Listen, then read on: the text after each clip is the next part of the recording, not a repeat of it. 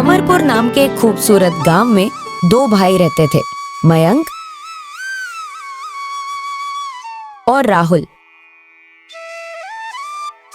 मयंक बहुत अमीर था, उसके पास धन दौलत की कोई कमी नहीं थी। वहीं उसका छोटा भाई राहुल एक गरीब किसान था। राहुल दिन भर अपने छोटे से खेत में मेहनत करता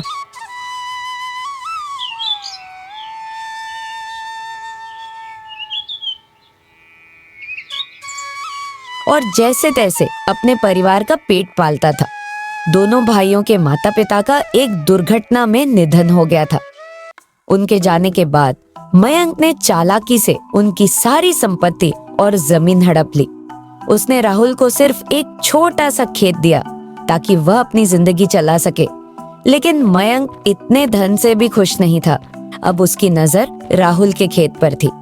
वह किसी भी तरह उसे हड़पना चाहता था, क्योंकि राहुल की जमीन बहुत उपजाऊ थी। उसमें अच्छी फसल बिना ज्यादा मेहनत के ही हो जाती थी। उसी खेत की बदौलत राहुल अपने बेटे रवि को शहर में पढ़ा रहा था। एक दिन मयंक राहुल से मिलने आया। राहुल अपने खेत में काम कर रहा था। मयंक: अरे राहुल, क्या हाल है भाई? सुना है तुम अपने बेटे को शहर में पढ़ा रहे हो। इतनी छोटी सी जमीन में खेती करके तुम उसकी पढ़ाई का खर्च कैसे उठा पाओगे? वो तो है भैया, पर मैं कोई ना कोई जुगाड़ कर ही लूंगा। अगर कोई रास्ता न मिला तो मैं कर्ज ले लूंगा, लेकिन अपने बेटे को पढ़ा लिखा कर एक बड़ा आदमी बनाऊंगा ताकि उसे मेरी तरह ठोकरें न खानी पड़े। अरे अरे मेरे छोटे भाई, कैसी बातें कर रहे हो? मेरे होते हुए तुम किसी और से पैसे क्यों मांगोगे? मैं ऐसा कभी नहीं होने दूंगा। भैया, मैं समझा नहीं आप क्या कहना चाहते हैं। मैं बस इतना कह रहा हूं कि तुम्हें अपने बेटे की पढ़ाई के लिए जो भी पैसे चाहिए वो मुझसे ले लो। भैया, मैंने आज तक आपसे या किसी और से उधार नहीं लिया है, अब कैसे ले सकता हूं? अरे नहीं, तुम मेरे भाई हो। तुम मुझसे पैसे ले लेना और बदले में अपने खेत को मेरे पास गिरवी रख देना, जैसे बाकी गांव वाले रखते हैं। नहीं भैया, मैं अपना खेत गिरवी नहीं रख सकता। इसी खेत के दम पर मैं अपने बेटे को पढ़ा रहा हूं और मेरा घर भी इसी से चलता है। मुझे माफ करना, मैं आपको यह खेत नहीं दे सकता। मुझे पूरा यकीन है कि मैं इसी खेत से ही एक दिन मेरे बेटे को पढ़ा लिखा कर बहुत बड़ा आदमी बना दूंगा। यह सुनकर मयंक गुस्से में वहां से चला गया। कुछ दिन बाद मयंक फिर सोचने लगा। मुझे किसी भी तरह राहुल से वह जमीन लेनी ही पड़ेगी। तभी उसके दिमाग में एक तरकीब आई और वह राहुल के घर चला गया।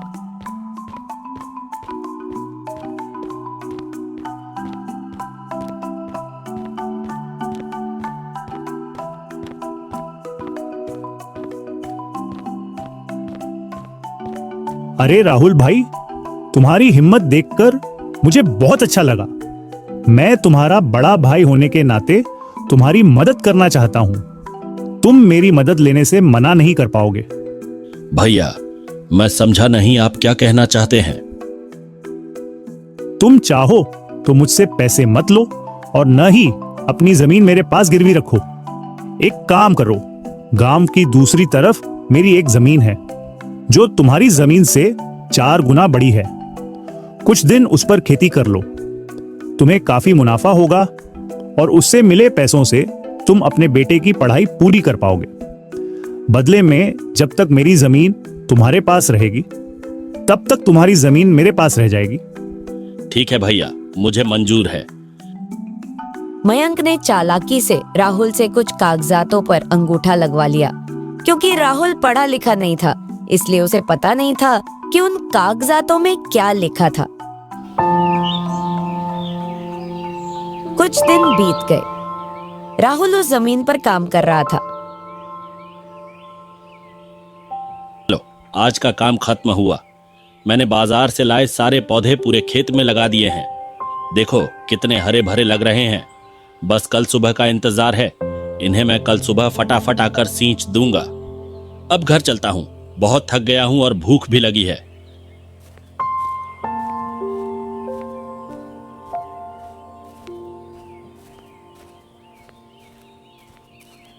आज अपनी पत्नी से कहूंगा कि स्वादिष्ट मटर की सब्जी बनाए, फिर खाकर आराम से सो जाऊंगा।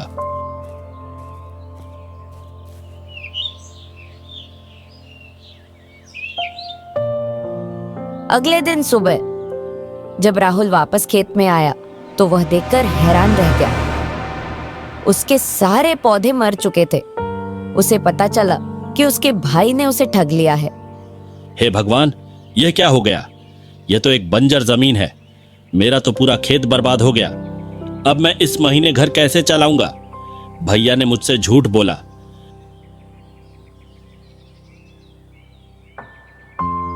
राहुल बहुत दुखी मन से मयंक के घर गया। राहुल,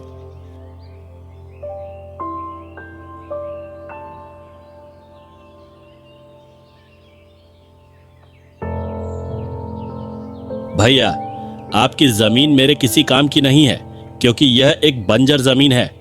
आप मुझे मेरी जमीन वापस लौटा दीजिए। क्या राहुल, पहले यह बताओ, तुम मुझसे पूछकर अंदर आए? और तुम यह मत भूलो कि तुमने इन कागजातों पर अंगूठा लगाया था। इनमें साफ साफ लिखा है कि तुम्हारी जमीन अब मेरी है और मेरी तुम्हारी। अब तुम्हारा इस जमीन पर कोई अधिकार नहीं है। तुम यहां से चले जाओ और जाकर अपनी उस बंजर जमीन पर खेती करो, और दोबारा यहां आया तो तेरे ऊपर पुलिस केस कर दूंगा। कागजातों पर राहुल का अंगूठा होने के कारण वह कुछ नहीं कर सका और दुखी होकर वापस अपने घर चला गया।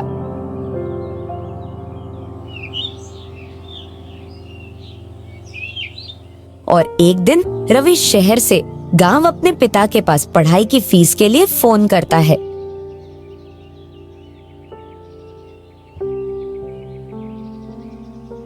पिताजी, महीना पूरा हो गया है, कृपया मेरी फीस भेज दीजिए। बेटा, मुझे माफ कर देना। घर में बहुत बड़ी समस्या आ गई है। अभी मैं तुम्हारी फीस नहीं दे सकता। घर का गुजारा भी मुश्किल से हो रहा है। करना बेटा, लेकिन अब मैं तुम्हें और नहीं पढ़ा सकता, क्योंकि मेरी कमाई का कोई जरिया नहीं बचा है। ठीक है पिताजी, मैं कल ही गांव आकर इस समस्या का हल निकालता हूं। आप बिल्कुल चिंता मत कीजिए, आपको आपकी जमीन वापस मिल जाएगी। अगले दिन रवि गांव पहुंचता है।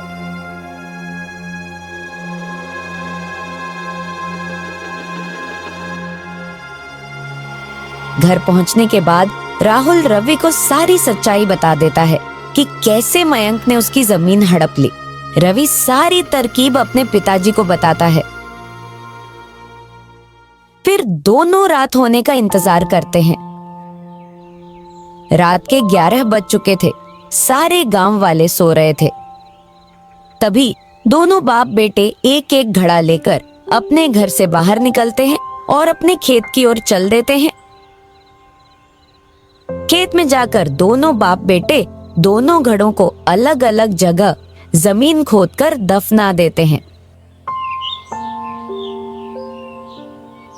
अगले दिन पूरे गांव में यह खबर फैल गई कि खेती की खुदाई के दौरान राहुल के खेत से 2 सोने से भरे घड़े निकले हैं। गांव के हर कोने में सिर्फ राहुल की ही चर्चा हो रही थी। अरे भाइयों, तुम लोगों ने सुना कि आज राहुल के खेत से 2 सोने से भरे घड़े निकले? हाँ भाई, मैं तो देखने भी गया था। सच में 2 घड़े निकले हैं, वो भी सोने के सिक्कों से भरे हुए। लेकिन भाई, वो तो एक बंजर जमीन थी, वहां तो कुछ भी नहीं उगता था। फिर खजाना कैसे निकल गया? अरे भाई, खजाना ऐसी ही जगहों में तो निकलता है। अब राहुल उन्हें बेचकर बहुत अमीर हो जाएगा। उस राहुल की तो किस्मत ही चमक गई। सुनकर मयंक बहुत परेशान हो गया। आखिर कैसे हो सकता है? उस बेकार सी बंजर जमीन पर सोने से भरा घड़ा कैसे निकल सकता है, वो भी 2-2? इसका मतलब वहां और भी खजाने हो सकते हैं। इससे पहले कि राहुल सारे घड़े खोदकर निकाल ले, मुझे उससे अपनी जमीन वापस लेनी पड़ेगी। मयंक तुरंत परेशान होकर राहुल के घर चला जाता है।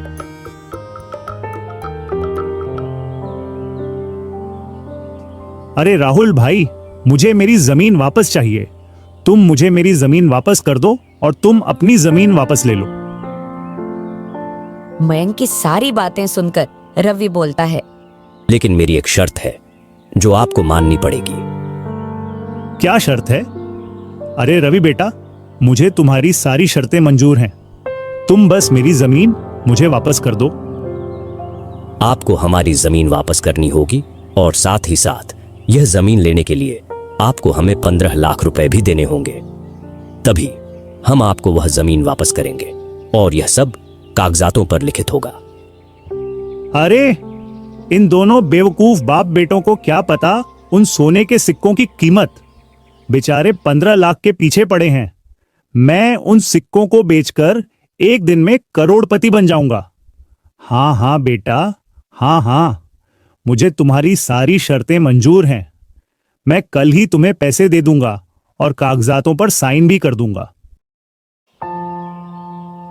अगले दिन मयंक कागजातों पर साइन कर देता है और साथ ही राहुल को सूटकेस से भरा 15 लाख रुपए भी दे देता है।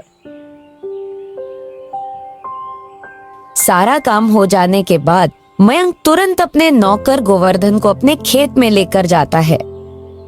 सुनो गोवर्धन, पूरा खेत खोद डालो और मुझे तुरंत सोने से भरा घड़ा निकाल कर दो। जी हुजूर। गोवर्धन खेत की खुदाई करना शुरू कर देता है। धीरे धीरे करके वह पूरा खेत खोद डालता है, लेकिन उसे कुछ नहीं मिलता। यह देखकर मयंक बहुत चिंतित होने लगता है। गोवर्धन, देखो कुछ मिला क्या? नहीं हुजूर, मैंने तो पूरा खेत खोद दिया है, लेकिन मुझे अभी तक तो कुछ भी नहीं मिला है। हे भगवान, यह क्या हो गया? मुझे तो कुछ भी नहीं मिला। मतलब उन दोनों बाप बेटों ने मुझे बड़ी चालाकी से ठग लिया। जमीन के साथ साथ मेरे से 15 लाख भी ले लिए। हाय रे, मैं तो बर्बाद हो गया। बेचारा मयंक खुद को कोसने लगता है। तो दोस्तों, आप लोगों ने देखा कि जो दूसरों के साथ बुरा करता है उसके साथ आखिर में बुरा ही होता है। और हाँ, रवि ने दोनों घड़ों में नकली सोने के सिक्के डाले हुए थे जो वह शहर से लाया था।